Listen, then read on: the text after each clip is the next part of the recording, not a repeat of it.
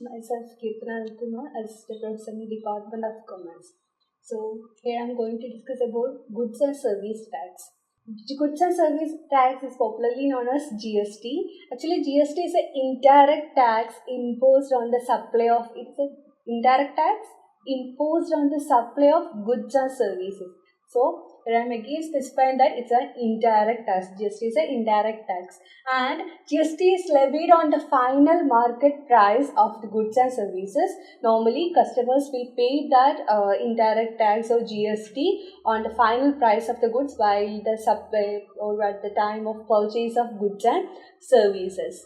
So, here's this GST structure, and first one is zero rate. Zero rate tax is nil tax. Here there is no tax is to be paid on the goods and services supplied to the customers. For example, milk, egg, curd, unpacked food grains, health and educational service comes under this category. And the next one is lower rate. Lower rate means 5%. 5% of tax GST will be taxed on these types of goods and services. For example, sugar, tea, oil, coal, spices, cotton fabrics, etc. comes under this 5% slab.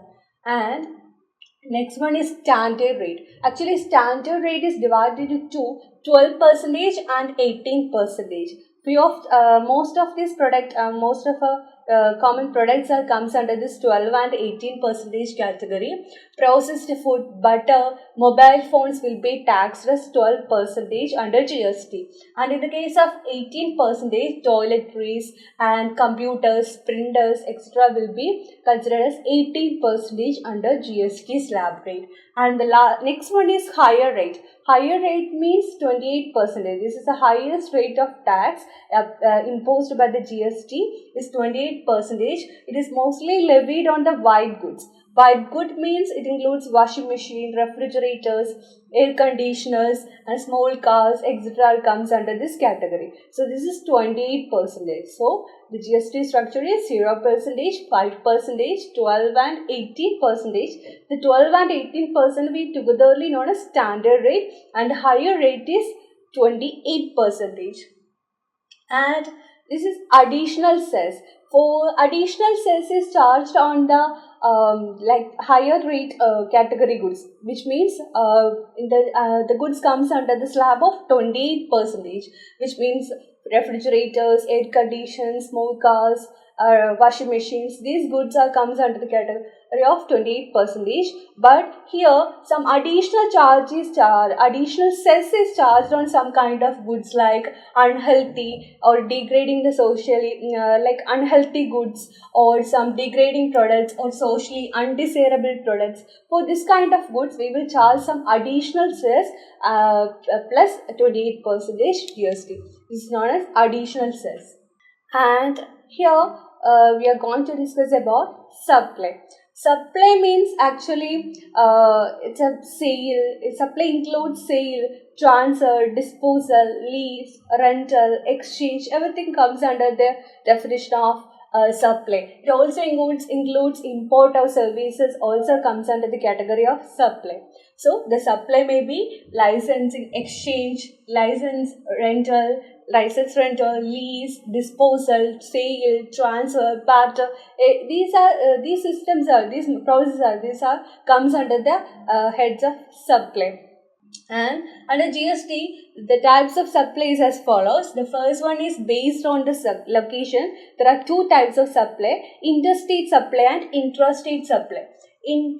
First one is intrastate supply. Intrastate supply means in the same state or within the state. If any supply of goods or services comes under within the preview of or comes within the state, we can say that is intrastate supply. So its goods and services are same state or same union territory. So in the case of interstate supply, the supply of goods and services comes under the two different states or two different union territory. This is intrastate. So if it is within the state, it is known as intrastate, and if it is within two different states or union territory, we can say that interstate supply. And Based on combination, there are three types of supply: continuous supply, mixed supply, composition supply. Composition supply is a supply of comprising two or more goods or services togetherly. Actually, which are the products are naturally bundled. We can sell that product separately. It is naturally bundled product. For example, the flight tickets include some small services or goods like chocolates, water, some additional goods also. So here one of the goods is a principal supply. So in this example, the flight ticket is the main principal supply, and the extra additional snacks and food beverages comes under principal supply.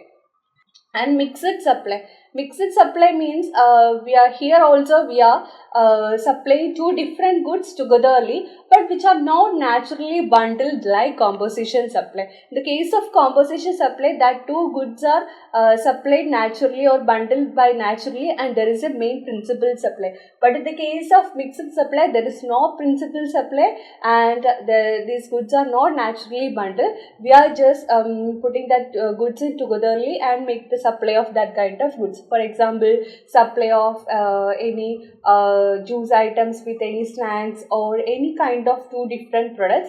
That two different products we can be separately saleable. And the next one is continuous supply. It is a supply of services which is provided or agreed to be provided continuously, like any cable works or pipeline or any other connections like that. Next class, based on the recipient, supply is divided into inward supply and outward supply. Inward supply means just like purchases. The purchases is mainly comes under the category of inward supply, and in the case of outward supply, the supply like license, exchange, rental, lease, sale or disposal comes under the outward supply. So, like purchases and acquisition comes under the inward supply, sale or disposal or exchange or rental comes under the category of outward supply. And next is based on the tax treatment, there are exempt supply. Exempt supply means there is no tax, that goods comes under the GST structure, but no tax is applied on that. For example, fresh milk, fruit, curd, bread, meat, butter, something, etc. And next one is nil rated supply.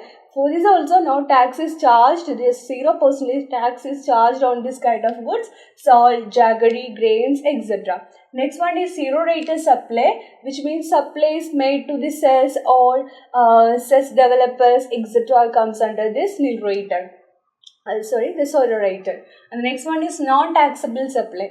Non-taxable supply means, for example, alcohol consumption for human and petroleum products, etc. comes under this category. And the last one is taxable supply. Supply on which tax shall be paid under GST is known as taxable supply. So these are the types of supply under GST.